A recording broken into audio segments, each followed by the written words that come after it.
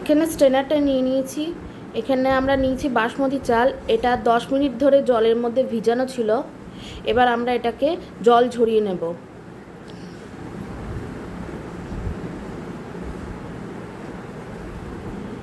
এটা জল ঝরিয়ে নিয়ে ভালো করে শুকোতে দেব। সব চালগুলোকে আমি আরেকবার ভালো করে ধুয়ে নিচ্ছি। এবার এটা ফ্যানের হাওয়ার মধ্যে 5 মিনিট শুকাতে দেব।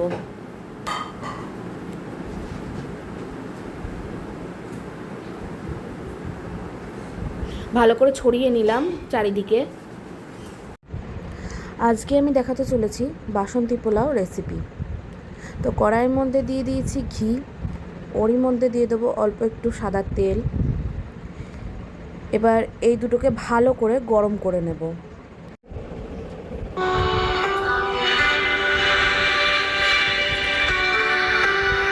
এবার এর মধ্যে দিয়ে দেবো কাজু বাদাম। কাজু বাদামগুলোকে এরপর ভালো করে লাল লাল হওয়া পর্যন্ত ভেজে নেব। কাজুগুলোকে ভালো করে ভেজে নিতে হবে।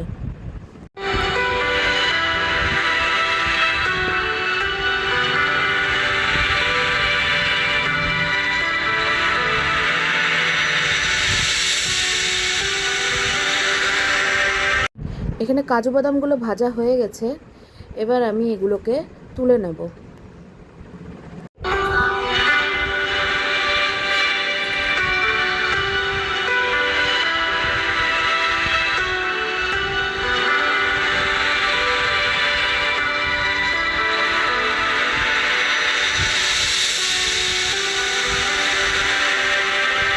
এবার আমি ওই তেলের মধ্যেই দিয়ে দেব কিশমিশগুলো।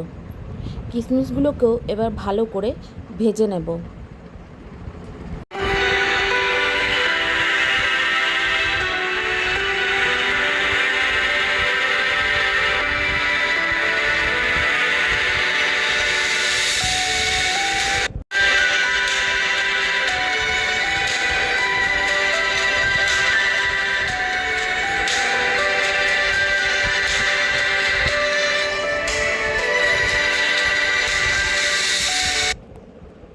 এবার কিশমিশগুলোকেও তুলে নেব।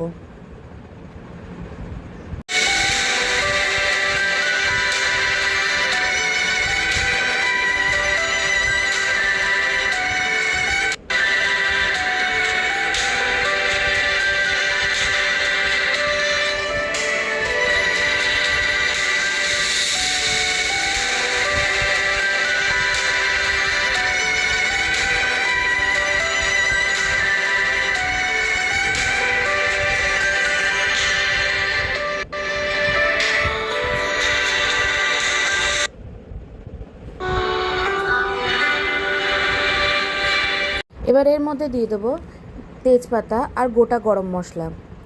এগুলোকেও ভালো করে ভেজে নেব।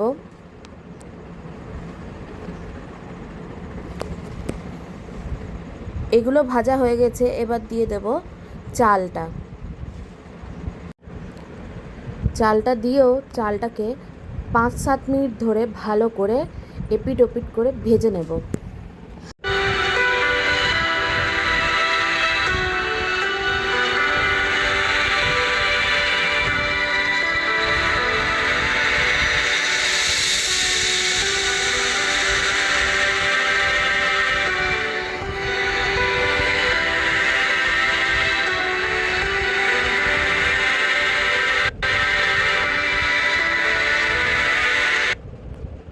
চালটা ভাজা হয়ে গেছে। এবার এর মধ্যে দিয়ে দেবো অল্প একটু হলুদ।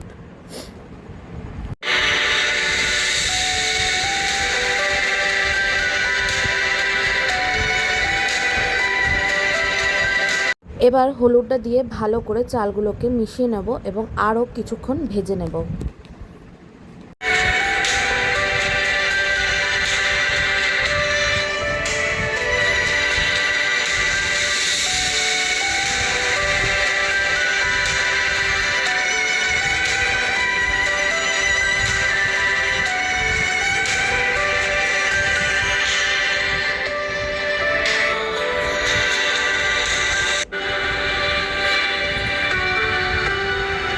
চালগুলো আমার ভালো করে ভাজা হয়ে গেছে। এবার দিয়ে দেব জল।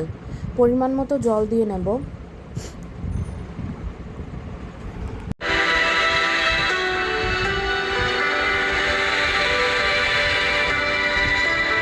এখানে আমার আরও একটু জল লাগবে মনে হচ্ছে, তাই আরও একটুখানি জল দিয়ে নিলাম। এরপর দিয়ে দেবো স্বাদ মতো লবণ। লবণটাকে ভালো করে মিশিয়ে নেব।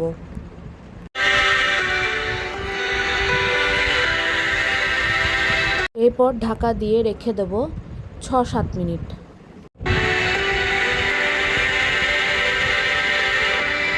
এর মধ্যে দিয়ে দেব কাজু কিশমিশগুলো।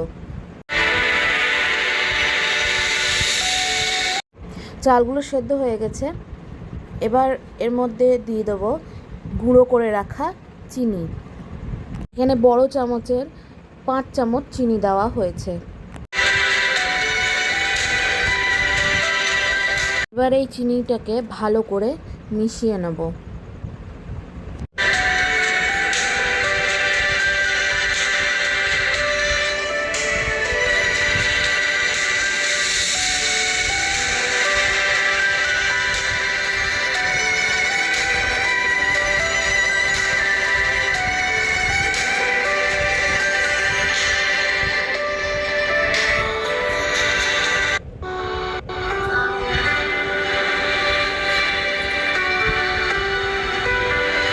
চালটা এখানে 95% মতো কুক হয়ে গেছে। এবার বাকি চিনিটা দিয়েও নেড়ে নেব।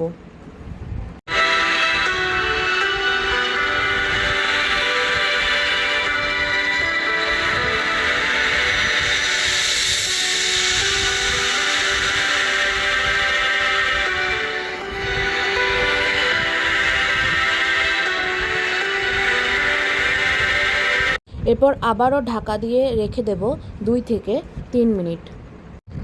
3 মিনিট হয়ে গেছে। এবার ঢাকা খুলে দেখে নেব যে চালটা ভালো করে সেদ্ধ হয়েছে কিনা। এখানে আমার 99% বাসন্তী পোলাও রেডি।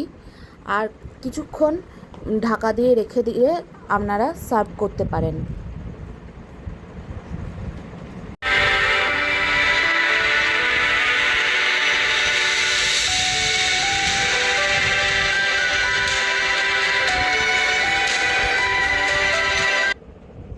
দেখতেই পাচ্ছেন কীরকম ঝরঝরে বাসন্তী পোলাও হয়েছে।